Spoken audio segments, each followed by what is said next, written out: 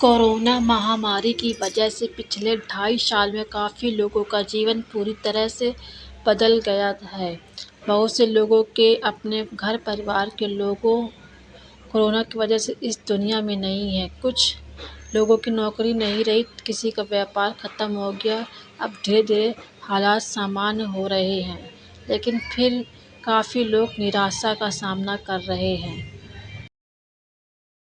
निराशा से कैसे बच सकते हैं, इस संबंध में एक लोक कथा प्रचलित है।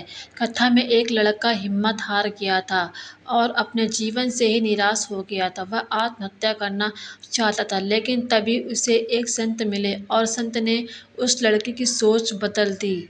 जानिए ये कहानी। एक लड़का घर परिवार और धन संबंधी समस्याओं से लड़ते-लड़ते थक गया था। उसकी उम्र ज़्यादा नहीं थी, लेकिन वह रोज़-रोज़ के विवादों से तंग हो गया था। एक दिन हिम्मत हारकर वह आत्महत्या करने के लिए निकल पड़ा। चलते-चलते एक जंगल में पहुंच गया। जंगल में काफ़ी दूर चलने के बाद भी उसका मन शांत नहीं हुआ।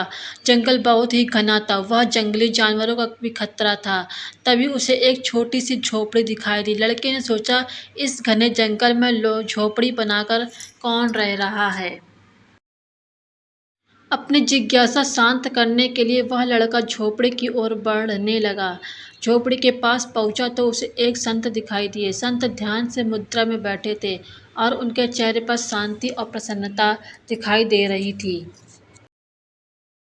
लड़का संत के पास ही बैठ गया। संत ने लड़के को देखा और उसका परिचय पूछा। लड़के ने कहा कि वह अपने जीवन में परेशान हो गया है और मरना चाहता है, इसलिए इस जंगल में आया हूँ ताकि किसी तरह से मैं अपना जीवन खत्म कर सकूं। संत ने लड़के की बातें सुनी और समझ गए कि कम उम्र में मिले तनाव के कारण ये बहुत ज़्यादा निराश हो गया है। उन्होंने लड़के से कहा कि तुम्हें निराशा से बचना चाहिए। समस्याएं तो आती जाती रहेंगी, समय एक सा नहीं रहता।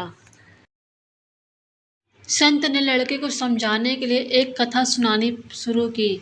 संत बोले, एक छोटे बच्चे ने एक दिन अपने घर में बांस का और एक कैक्टस का पौधा अपने घर के आंगन में लगाया। उसका बागवानी का नया-नया शौक था। बच्चा रोज दोनों पौधों की एक समान देखभाल करने लगा। रोज सुबह शाम पानी देता, धूप छांव में पौधों का ध्यान रखता। काफी समय बीतने के बाद कैक्टस का पौधा तो पनप गया, लेकिन बांस का पौधे में कोई बदलाव नहीं दिख रहा था। बच्चा सोचता था कि कैक्टस को पनप रहा है, लेकिन ये बांस के पौधे को क्या हो गया है। बच्चा रोज ये बात सोचता, लेकिन वह निराश नहीं हुआ और रोज दोनों की पौधों की देखभाल करता रहा।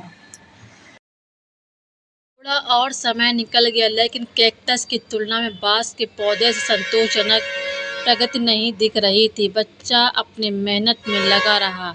कुछ समय बाद एक दिन बांस का पौधा पनप गया और कुछ ही दिनों में बांस का पौधा कैक्टस से भी बड़ा हो गया। संत ने उस निराश लड़के से आगे कहा कि बांस का पौधा पहले तो हमें अपनी जड़ें मजबूत कर रहा था, इसलिए उसे पनपने में समय लगा। लेकिन वह बच्चा भी अपनी कोशिशों में पीछे नहीं हटा, निराश नहीं हुआ। हमें भी अपने जीवन में 2 बातें ध्यान रखनी चाहिए। पहली बात तो ये कि हालात कैसे भी हों, सकारात्मक और धैर्य न छोड़ें। दूसरी बात ये कि हमें अपनी जड़ें मजबूत करनी चाहिए। अगर हमारा आधार मजबूत होगा तो हमारा काम तेज़ी से आगे बढ़ेगा। सकारात्मक और धैर्य रखेंगे तो जीवन में जल्दी ही संतोषजनक बदलाव दिखाई दे सकते हैं।